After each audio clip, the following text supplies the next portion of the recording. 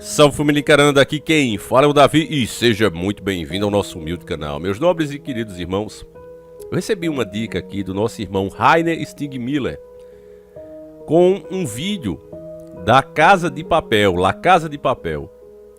Junto com o vídeo ele mandou essa mensagem: caro amigo Davi, a série La Casa de Papel, gravada há 4 anos atrás, já previu o jogo do Brasil versus Camarões, que aconteceu ontem na Copa. Segue o link do trecho. Antes da gente ver, meus irmãos, quem não está desperto e vai ver as imagens que nós veremos aqui, eu vou dar uma disfarçada para ver se a gente consegue passar. Afinal, isso é direito autorais, né? É obra intelectual, mas eu vou fazer o máximo possível para você poder ver aqui e conferir. Para muitos, pode ser só coincidência, mas para você que já vem acompanhando casos e mais casos, você sabe que nada nessa vida acontece por acaso. Dentre milhões de possibilidades, eles dão um exemplo logo de Brasil versus Camarões. E eu quero que você preste o máximo de atenção possível e depois que você ver a cena, tirar suas próprias conclusões. Aí é que a gente vem apresentar o nosso raciocínio. Se você concordar, beleza. Se não, beleza também. É assim que a gente faz vídeo. Sem manipular os fatos, apenas raciocinando sobre eles. Então, como não há tempo a perder, pega agora mesmo o doce de goiaba com creme de leite e vamos iniciar o nosso quadro.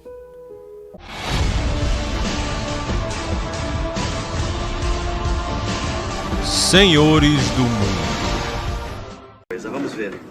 Como é que eu vou explicar isso? Vocês gostam de futebol? Sim. Futebol, professor. No Toma. meu país, futebol é... Bom, então, imaginem uma partida de futebol. Futebol de novo? Não, Nairobi, escuta, uma partida de futebol da Copa. Estão jogando Brasil contra Camarões. Quem ganha? Cara... Desculpa, melhor ainda.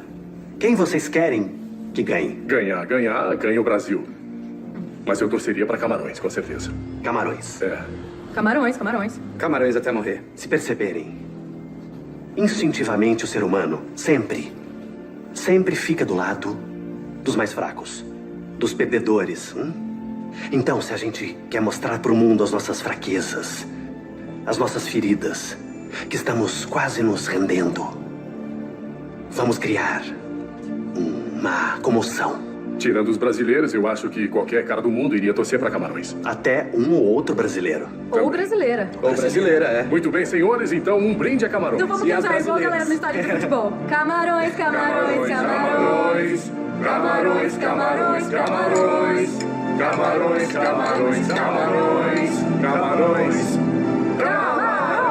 Bom, meus irmãos, é realmente impressionante e o que foi dito é a mais pura verdade.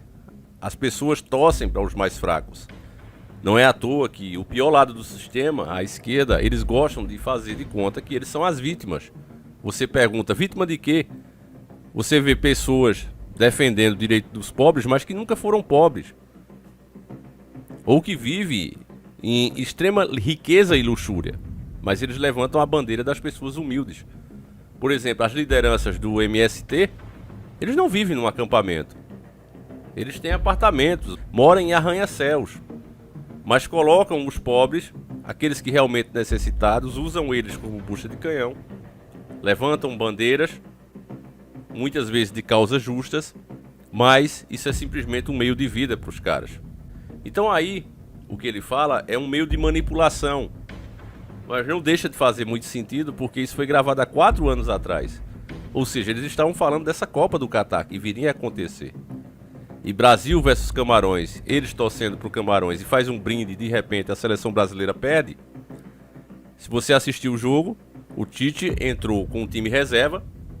Os caras são bons, mas tem jogadores melhores que ficou aqui. Uma grande polêmica, por exemplo, foi o Gabigol, né? Aquele jogador do Flamengo, que muitos disseram que deveria estar ali.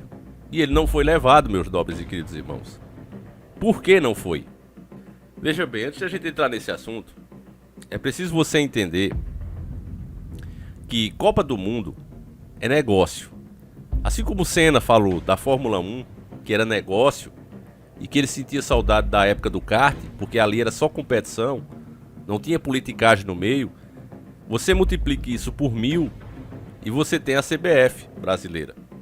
No jogo do Brasil, entramos com os reservas, para fazerem nome, claro, Não foi para poupar jogador, foi para fazer nome. Para que os contratos desses caras cresçam. Atacamos, sem qualidade nenhuma nas finalizações. Acabou que sofremos um gol já no finalzinho. Não deu mais para virar e terminou Brasil perdendo de 1-0 para Camarões. Então, ponto para Casa de Papel. Agora, por que uma seleção como o Brasil passa por isso? Por que uma seleção como a Alemanha foi humilhada? A Alemanha, que chegou aqui no próprio Brasil, meteu 7-1 no Brasil, ficou marcado na história dos brasileiros. Depois disso só foi de mal a pior. Não foi bem na Rússia e agora passou por esse vexame. Eu estava vendo algumas matérias da mídia especializada internacional e na própria Alemanha eles dizendo que hoje eles não são mais um gigante do futebol, eles se consideram anões e estão muito revoltados com isso. Por que isso acontece, meus irmãos? Como eu disse, o futebol ele virou negócio. Então quando a seleção, uma seleção de um país chega a ser muito considerada, muito temida, como o caso da Alemanha, como o caso do Brasil, e principalmente no Brasil, os jogadores não são mais escolhidos somente pela sua qualidade.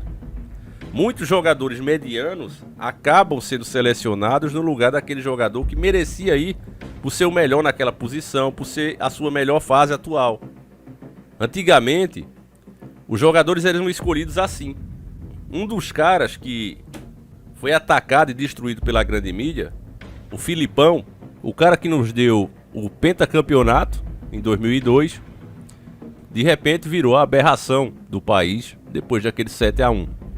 Mas ele foi o primeiro cara a revelar um esquema e ao expor isso, tanto de mídia como de própria CBF, ele acabou sendo campeão, fazendo exatamente como disse que iria fazer.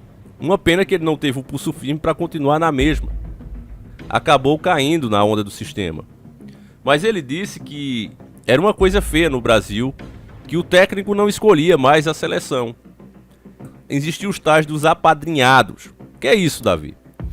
É aquele jogador que tem potencial, mas ainda não despertou o interesse de grandes times internacionais. Hoje o futebol vive de vender os craques. Antigamente não. Os times faziam questão, você vê, por exemplo, o Santos ficou por décadas com o Pelé. Mas hoje os times preferem vender. E o jogador, assim que começa a aparecer, se destacar, logo ele é vendido. Porque o passe, os contratos é muito grande, é muito dinheiro, são bilionários. Então eles vão jogar nesses times de fora. Então se essa é a lógica, veja bem. Aquele jogador que está ali, que tem um potencial e eles sabem que vai crescer, mas levaria alguns anos ainda, ele é convocado no lugar daquele outro que já está consagrado, que já é conhecido. Entende, família? Imagine um jogador agora com 20 anos e outro com 30. Aquele de 30 não tem mais como valorizar tanto assim.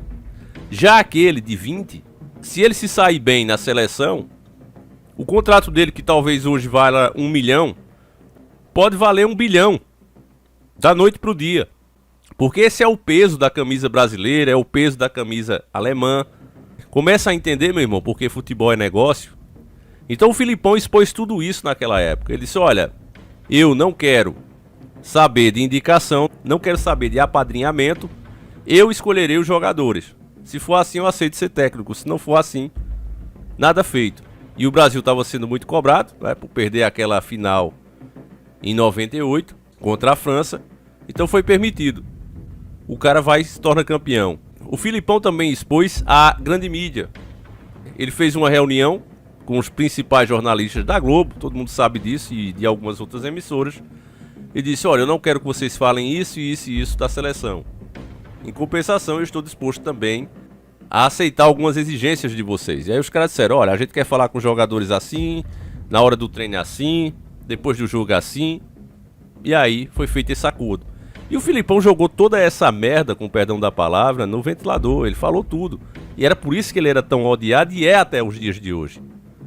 Porque ele foi o cara que expôs tudo isso. Tem várias entrevistas que, se você procurar, você vai ver. Uma pena que, como eu disse, depois, né, de ganhar o título, essa postura do Filipão desapareceu. E ele começou a fazer como todos os outros. Pegar os tais jogadores apadrinhados, para valorizar os contratos. Afinal de contas, família, se você parar para pensar, para o Brasil está muito confortável ainda.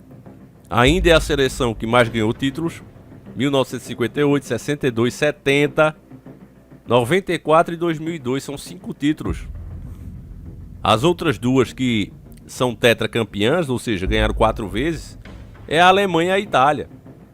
Então o máximo que vai acontecer aí, quando uma das duas ganharem, é chegar à igualdade com o Brasil. Então veja, estando nessa posição, enquanto o povo fica desesperado para que a seleção vença, os caras estão fazendo negócios, meus irmãos. Simplesmente negócios. E é isso que realmente tira a graça da Copa do Mundo. Porque você vê jogadores que não deveriam estar ali, mas estão simplesmente para valorizar contrato, porque são apadrinhados. E aqueles que poderiam trazer o título de verdade, entrar com uma grande chance de trazer o título, esses não são levados, porque não vai valorizar tanto assim, por conta da idade, por conta que já é conhecido.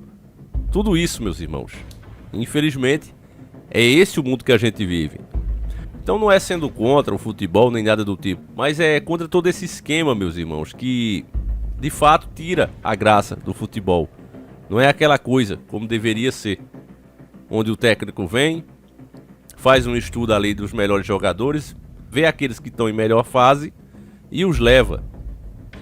Quanto à mensagem que a gente acabou de ver sobre a Casa de Papel, muitas dessas coisas, meus irmãos, que a gente escuta em filmes, que a gente escuta em séries, eu já falei pra vocês, acredita a maioria ou não, mas muitos caras que fazem esse tipo de roteiro, eles entram em transe. Eles conseguem ver coisas que ainda vão acontecer. Isso sempre existiu no mundo. A verdade é essa. Os Simpsons mesmo são mestres em fazer isso. É claro que para a população comum, né, hoje parar para pensar ou acreditar nessas versões envolvendo o espiritual é uma coisa vergonhosa, é uma coisa para fazer piadas. O sistema trabalhou muito a sociedade para chegar exatamente nisso que nós estamos hoje. E infelizmente eles estão tendo grande sucesso nisso. Mas as coincidências ficam aí para aqueles que realmente estão despertos. Então, meus irmãos, eu vou encerrando esse vídeo por aqui. Eu gostaria de saber a tua opinião. O que é que você acha de tudo que a gente falou aqui? Deixa aí nos comentários, eu faço questão de ler, meus nobres e queridos irmãos, e peço que você compartilhe o vídeo. Nosso canal cada vez mais entra em modo mais restrito, família. Eu não sei até quando a gente vai aguentar, tá certo? E parece que cada vez mais o fim se aproxima. Mas enquanto isso não acontecer, nós estaremos aqui. E eu peço que você que se preocupa com o trabalho, você que acha que nós devemos continuar, eu peço a sua ajuda. Você compartilhe o vídeo, mostre para mais pessoas, para que assim a mensagem chegue a mais pessoas e ao mesmo tempo também fortaleça o canal. Um abraço, meus queridos irmãos, conto com a tua ajuda, fiquem com Deus e fui!